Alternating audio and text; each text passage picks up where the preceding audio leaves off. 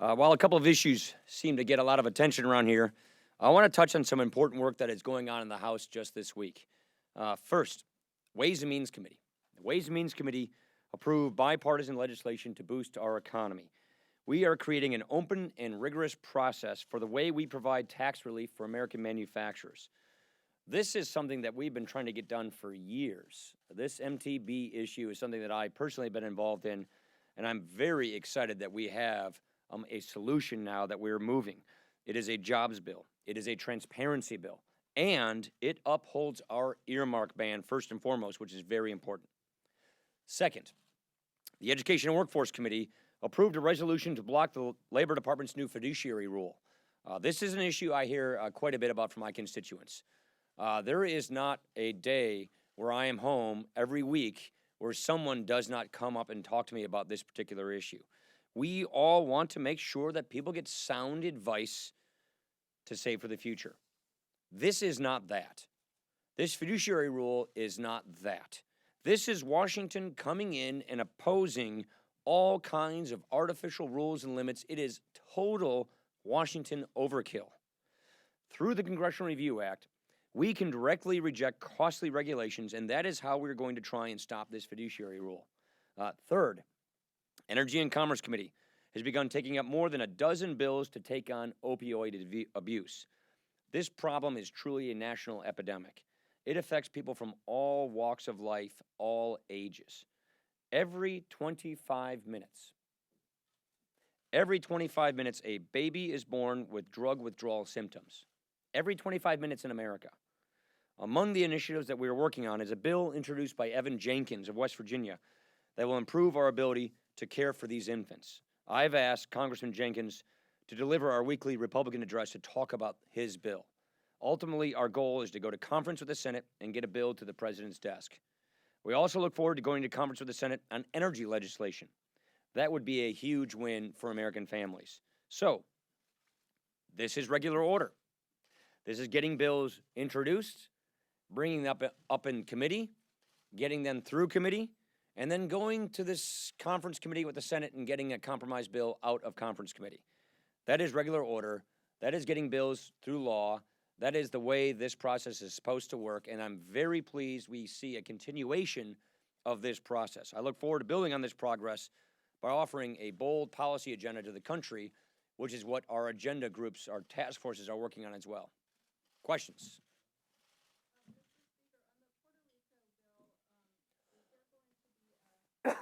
Excuse me. I'll leave that up to Rob Bishop as far as the timing of that. They are working with Treasury on technical details on how restructuring works right now. But I think they're making very good progress, but I'll leave the timing up to the chairman of the committee. We made the deadline, which was to get the bill introduced by the end of the first quarter. The deadline that we held was get a solution out on the table, a comment period, meaning we got a bill introduced, we had a discussion draft, lots of discussions are occurring. Now the Resources Committee is working on technical aspects of how the restructuring would work with the Treasury Department. So I think they're doing very well, and we just want to make sure we get it right. Again, I'll just make one more point on this. We are keeping the taxpayer out of this. The taxpayer is not going to be involved with the Puerto Rico legislation.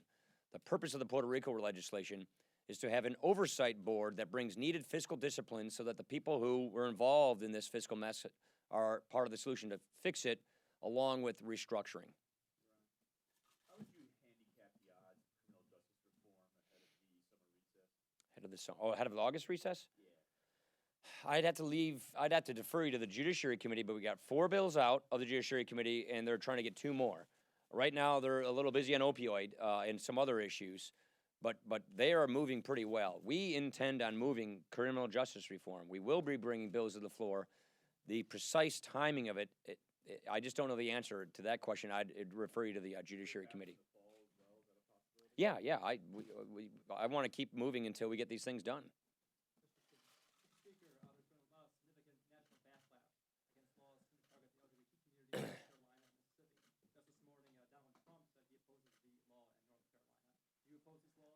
I'm not going to comment on what various different states are doing. Again, all of our committees that have jurisdiction in this area are look at this issue. But it's not my place to get involved in what each state's doing. To be quite honest, I'm not sure of what all of the details of those laws are. Generally speaking, do you think laws discriminating against LGBT people are a bad idea? I think the way you phrase your question is a little odd. My record on this issue is pretty clear. I voted for Enda, gosh, back in 2005, 6, I can't remember when that was exactly. Look, this is an issue that also deals with religious conscience and religious freedom as well. So I think there's got to be a well-maintained balance, and I'm not sure what each of these states are doing. But this is something that, you know, members are gonna work on their issue and speak their will, and I'll leave it at that. Mr. Speaker, I know that there is some work behind the scenes on both tax reform and also on a replacement bill for Obamacare. Neither of these are expected to be in legislative form. You've made clear, and others have made clear, that we don't intend to move any this year. Obviously, in 2017, Right. That's the purpose of this. Right. Right. But you've talked about saying, well, we really need to elect somebody different to move things. If they don't elect somebody, do we then say, well, we got to wait till 2021 and they say, No, the plan is to elect somebody that will do this in 2017. We're sticking with Plan A. 2012. We heard this in 2012. Is this just another wing and a prayer? We have a president that does not want to lower tax rates on individuals and successful small businesses. I don't know what else to say than we don't have the votes to override a veto. We believe tax reform, that's just one issue you mentioned, is one of the crown jewels of an agenda competitive to make people more prosperous, to get faster economic growth.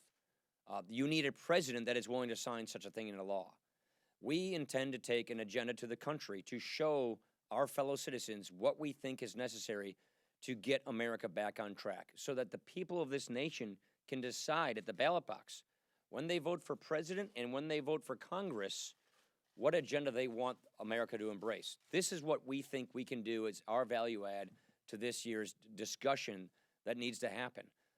We've got this divided government, a conservative Congress and a liberal progressive president, and still, even with that, we have regular order restored here, and we've passed a lot of things. A big highway bill, a big education bill, a rewrite of our customs laws, tax certainty on extenders. Now we've done MTBEs for the first time in a long time. We're dealing with opioids. So we're getting a lot of things done, but there are still critical, big issues. Tax reform is one of them that have to be dealt with, and the country's going to have to break this tie. And that is our agenda for 2016. No, I'm not going to call people, somebody who's not shutting out a question. You talked about sticking to the deal that was reached last year in terms of the budget and the caps on that were agreed there. But there is disagreement over whether the OCO component. The administration has $5 billion in OCO defense for defense funding. Mr. Turner and Mr. Thornberry talked about that should be $23 billion. Where do you fall on that issue? I support what Mac Thornberry is marking up at the Armed Services Committee, and the appropriators will follow suit.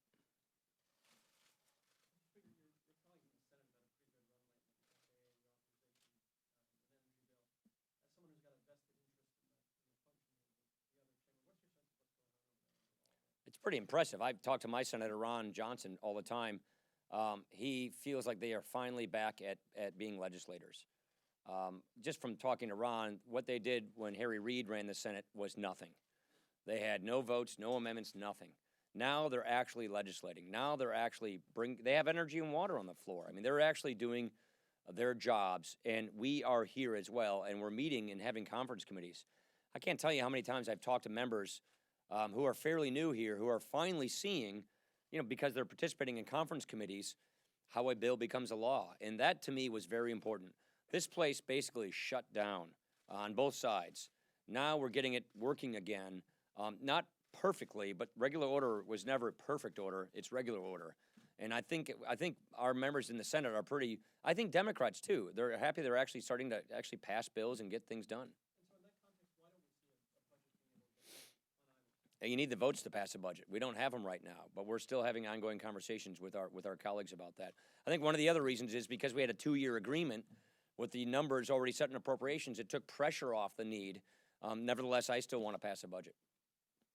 On the MTB issue, do you expect that to hit the floor next? Yeah, it's coming next week, I believe. Yeah. Suspension of the rules? I'd have to talk to McCarthy about that.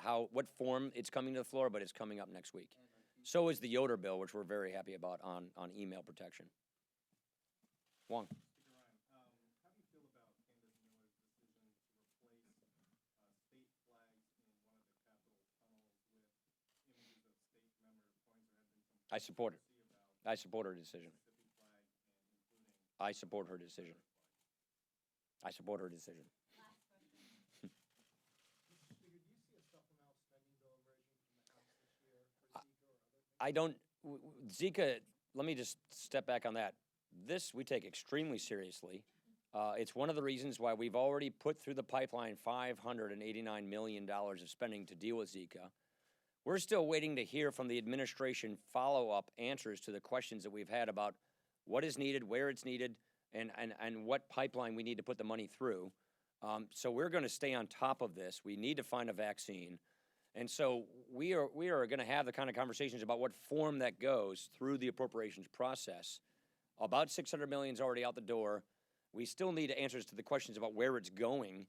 So we see our job as being good stewards of the taxpayer dollars, is making sure that we have answers to our questions about how we fund these things. But this is something we're going to get done to make sure that we're on top of this problem, that we're moving in the direction toward a vaccine. So I'm not going to foreclose the Appropriations Committee's options, only to say that they are waiting for answers still that we have yet to receive from the administration. Thank you.